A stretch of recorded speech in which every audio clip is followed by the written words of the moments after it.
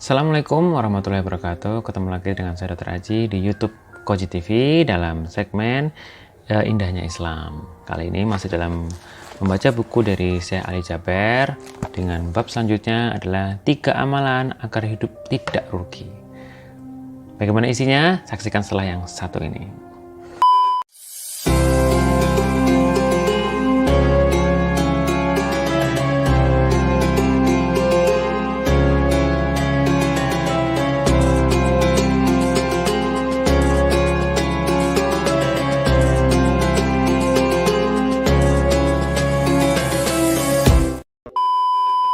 Oke, sekarang kita akan baca 3 amalan agar hidup tidak merugi.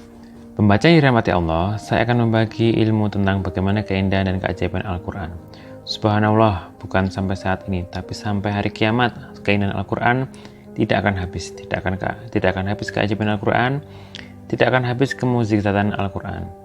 Al-Quran diturunkan bukan hanya untuk dibaca, tapi inti dari diturunkannya Al-Quran adalah untuk ditaburi dan dihayati.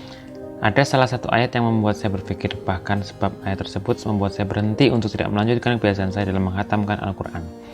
Saya tidak mampu melanjutkan tilawah saya untuk menghatamkannya, Al-Quran. Ayat ini adalah surat Fatir. Kalau bisa, pembaca juga membaca dan menulis ayat ini dihafalkan, ditadaburi, dan dipelajari. Yaitu surat Fatir ayat 29 dan 30 ini. Sesungguhnya orang yang selalu membaca kitab Allah dan mendirikan salat dan menangkapkan sebagian dari rezeki yang kami anugerahkan kepada mereka dengan diam-diam dan terang-terangan, mereka itu mengharapkan perniagaan yang tidak akan merugi, agar Allah menyempurnakan kepada mereka pahala mereka dan menambah kepada mereka dari karunia-Nya. Sesungguhnya Allah Maha Mengampuni lagi Maha Mensyukuri. Dari surat Fatir 29:30. Saya mengatakan jujur saja bahwasannya belum tentu semua bacaan kita 100% bisa ikhlas. Belum tentu 100% bisa merasakan keindahan Al-Quran, tapi pasti ada di suatu saat kita akan tersentuh dengan sebuah ayat. Di antara kita, saya yakin berbeda-beda kesukaannya pada ayat Al-Quran. Bukan berarti tidak suka pada ayat yang lain, suka. Tapi ada sebuah surat atau ayat di mana bapak atau ibu lebih menyukai ayat itu daripada yang lain. Misalkan, ada yang tertarik terhadap surat Yasin, ada yang tertarik pada surat Ar-Rahman, surat Al-Kahfi, Maryam, surat Yusuf, dan surat Al-Fatihah. Ada juga kesukaannya adalah surat Al-Ikhlas, Qul huwallahu ahad. Macam-macam yang membuat kesukaan pada surat tersebut. Dan ada yang membuat kita jauh lebih menikmati ketika kita membacanya maupun mendengarnya, apalagi dengan bacaan atau tilawah yang baik dengan irama yang bagus. Hal ini akan lebih membuat rasa pada hati kita. Contoh, Rasulullah pernah membaca satu ayat pada surat Al-Ma'idah ketika beliau salat malam. Ketika sampai pada ayat itu, Rasulullah mengulang-ulang berkali-kali dalam sholat tahajud sampai subuh. Beliau membaca itu dan menangis. Jadi ada satu saat ketika kita membaca, mungkin pada saat itu hati kita sedang terbuka, betul-betul siap menerima cahaya Al-Quran dan akan tersentuh.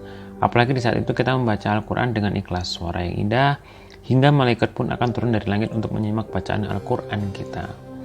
Jadi karena 2 ayat ini, saya belum lagi melanjutkan bacaan saya untuk menghatamkan Al-Quran. Karena pada ayat ini terdapat banyak sekali pesan yang amat berharga. Sebagaimana yang dikatakan oleh Sayyidina Utsman bin Affan. Ini kata-katanya ya. Kalau hati kita itu benar-benar suci, maka kita tidak akan pernah puas sama Al-Quran. Cuman masalahnya, yang ada pada kita adalah dosa-dosa, kotoran hati, dan maksiat yang terus dilakukan. Inilah yang kadang membuat kita berat menerima cahaya Al-Quran. Agak berat menerima pesan-pesan dari Al-Quran. Kita coba membahas ayat ini. Apalagi dalam ayat ini terdapat Asmaul Husna, pastilah ada hikmah yang besar di dalamnya. Juga ada hubungan yang amat mendalam antara Asmaul Husna dengan ayat yang dibahas. Kita baca lagi surat Al-Fatir 29:30. Nah, saya akan menghubungkan sifat-sifat terdapat pada ayat ini dan apa yang hubungkan dengan Asmaul Husna yang terdapat pada ayat terakhir. Innahu ghafurur syukur. Yang pertama, sifat orang mukmin yang tidak akan merugi yang terdapat pada ayat ini adalah mukmin yang selalu membaca Al-Quran. Orang yang selalu membaca Al-Quran itu bukan dinamakan qori, bukan dinamakan orang yang suka baca, tetapi orang yang selalu membaca Al-Quran itu dinamakan dengan tilawatul Quran.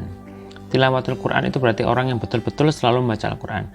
Nanti di hari kiamat, orang yang suka dan selalu membaca Al-Quran akan dipanggil dan dikatakan kepadanya, bacalah dan naiklah.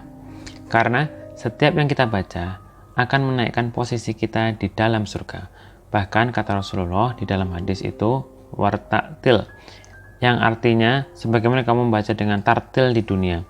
sampai di dalam bahasa ayat itu adalah yatluna, yaitu mereka yang selalu membaca kitabullah. Ini adalah sifat yang pertama. Yang kedua adalah mendirikan sholat. Dalam pembahasan sholat tidak ada kata-kata kerjakanlah sholat, tapi yang adalah mendirikan sholat. Kata kamu artinya mendirikan sholat. Saya sangat suka membaca dua ayat ini setelah Allah membuka hidayah. Berkali-kali dalam sunnah qobliyah dan ba'diyah saya selalu membaca dua ayat ini. Yang ketiga adalah mukmin yang menginfakkan sebagian dari rezekinya. Allah hanya meminta sebagian saja, hanya sedikit saja. Tapi apa yang diinginkan oleh mereka, apa yang diharapkan oleh mereka, yang berkenaan dengan menginfakkan sebagian harta yang Allah anugerahkan kepada mereka, baik secara diam-diam maupun terang-terangan. Mereka itu mengharapkan perdagangan yang tidak akan merugi. Apakah ada yang punya jaminan bisnis apapun di dunia ini yang tidak akan merugi? Ada yang bisa punya jaminan? Nah, Allah menawarkan sebuah usaha yang tidak akan merugi. Itu dinamakan bisnis sama Allah. Tidak akan merugi, terjamin, jangan khawatir. Apa saja itu? Yaitu 3 hal. Yang pertama, selalu membaca Al-Quran. 2, mendirikan sholat. Yang ketiga adalah menginfakkan sebagian rezeki. Nah, agar pembahasannya tidak terlalu panjang, saya ingin menghubungkan 3 hal ini dengan penghujung 2 ayat ini, yaitu innahu ghafurus syukur. Lanjutnya ayatnya, agar Allah menyempurnakan kepada mereka pahala mereka. Allah tidak hanya berkata bahwa bisnis ini tidak akan merugi, tapi dia menambahkan supaya kita lebih yakin Allah janji, yaitu liyuwafiyum ujurahum. Allah menyempurnakan pahalanya. Allah akan menyempurnakan pahalanya. Ya, jadi jangan khawatir ketika kita beramal tilawatul Quran. Walaupun ada kekurangan, sholat kita walaupun masih banyak bocor, tetap belum bisa ikhlas dan khusyuk, jangan khawatir. Allah sudah janji akan Allah sempurnakan pahalanya. Soal pahala, Allah sudah menjamin sempurnanya. Yang penting kita fokus hitungkan dosa-dosa kita. Apa cuma itu saja? Ternyata tidak. Allah juga menjanjikan hal yang lain agar lebih mantap keyakinan terhadap janji Allah. Karena manusia sekarang ini lebih yakin terhadap janji-janji manusia daripada janji Allah. Terus apalagi yang Allah janjikan? Dan menambah kepada mereka karunia-Nya. Sesungguhnya Allah Maha Pengampun lagi Maha mensyukuri. Allah akan menambah karunia-Nya. Di sini apa karunia Allah tersebut? Apakah Allah sebutkan? Apakah tidak? Allah tidak sebutkan. Apakah Allah sebutkan? Allah tidak sebutkan. Ada sebuah istilah dalam bahasa tafsir, kata ulama, kalau Allah menjanjikan sesuatu tapi Allah menyembunyikannya, tidak menyebutkan, seperti dalam ayat ini. Allah menjanjikan pahala yang sempurna dan menambah dengan karunia. Nah, di sini karunia tersebut tidak dijelaskan. Karunia apa itu? Kata ulama, itu namanya bahwa Allah akan memberikan karunia-Nya yang tidak terbatas. Yang jelas, karunia tersebut pasti akan menenangkan hati. Hal ini sebagaimana janji Allah dalam surat As-Sajdah. Saya akan menyambungkan ayat ini dengan surat As-Sajdah ayat 17. Ini, tak seorang pun mengetahui berbagai nikmat yang menanti yang indah dipandang sebagai balasan bagi mereka atas apa yang mereka kerjakan. Tidak satu jiwa pun yang tahu apa yang telah dirasakan dan disembunyikan Allah dari karunia-karunia yang akan menenangkan hati. Itu kata siapa? Kata Allah. Yang jelas, karunia itu adalah akan menenangkan hati. Mengapa ada bahasa yang menenangkan hati? Karena keinginan kita berbeda-beda. Ada yang diberikan mobil belum tentu hatinya nyaman. Ya, terima kasih sudah memberikan saya mobil, tapi ternyata dia ingin memiliki keinginan yang lain, kan banyak seperti itu juga. Mungkin ada sesuatu yang barangkali sesuatu itu adalah kecil, tidak besar, tapi begitu ia terima, ia akan merasakan kebahagiaan yang sangat luar biasa. Karunia itu akan menenangkan hati. Kenapa ya Allah? Itu adalah balasan dari Allah atas apa yang telah kalian kerjakan. Berarti apa-apa yang kita kerjakan Allah akan balas. Bukan hanya membalas dengan pahala yang sempurna, tetapi juga terjamin karunia dari Allah yang akan menenangkan hati. Oleh karena itu ayat ini diakhiri dengan innahu ghafurus syukur. Sesungguhnya Allah Maha Pengampun lagi Maha mensyukuri. Allah Maha mengampuni ketika kita masih banyak kesalahan dalam baca Al-Quran. Dan orang yang salah dalam baca Al-Quran masih diampuni oleh Allah daripada yang nggak pernah membaca Al-Quran. Artinya jangan ada yang pernah berkata saya takut salah. Allah sudah berkata bahwa dia Maha mengampuni. Kemudian sholat. Pasti sholat kita juga banyak kekurangan. Nggak mendirikan sholat qabliyah, ba'diyah, sering ketinggalan dalam sholat subuh, kesiangan, Allah Maha mengampuni. Dalam urusan sholat kita juga harus berkomitmen kepada diri kita sendiri. Jangan karena Allah Maha mengampuni akhirnya kita jadi malas-malasan. Justru kita harus jadi orang yang malu. Allah memberikan kesempatan bagi kita untuk bertaubat agar kita bisa menjadi hamba yang lebih baik. Baca Al-Qur'annya jadi lebih baik, sholatnya jadi lebih baik, sedekahnya juga lebih baik, termasuk juga dalam urusan sedekah Apa hubungan sedekah dengan Allah Maha Mengampuni? Saat memberikan sedekah, kadang kita masih ada rasa bangga pada diri kita walaupun lidah kita tidak mengucapkan. Kadang hati kita mengucapkan dan Allah akan mengampuni dosa itu. Kemudian adalah asyukur yang menganjurkan agar pembaca betul-betul menghafal dua ayat ini, surat Fatir 29:30. Cuma dua ayat saja. Ayat ini sangat bermanfaat dan sungguh dahsyat yang akan memberikan keyakinan yang luar biasa. Setan itu bekerja keras pagi, siang, sore, malam untuk menggoda manusia hingga akhirnya dia terjerumus mengikuti setan dengan mengerjakan dosa dan maksiat. Tapi begitu manusia itu ingat Allah dan berkata astagfirullah, dia minta ampun, menangis dan meluk pada Allah, Allah pun mengampuni dosanya. Lalu apa kata setan? Capek deh, dari pagi sampai malam goda manusia, begitu berhasil sebentar saja dosa manusia itu langsung diampuni.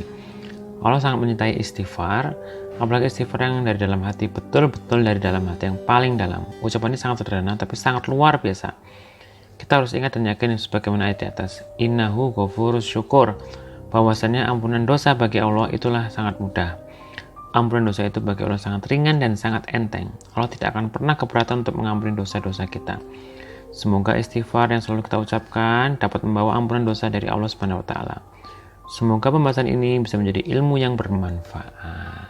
Kesimpulannya adalah dalam bab 3 amalan agar hidup tidak merugi, itu adalah di sini ada 3 hal yang akan kita lakukan dalam hidup kita untuk menjadi orang yang tidak merugi. Yang pertama adalah tilawatul Quran, jadi membaca Al-Quran. Yang kedua adalah mendirikan sholat.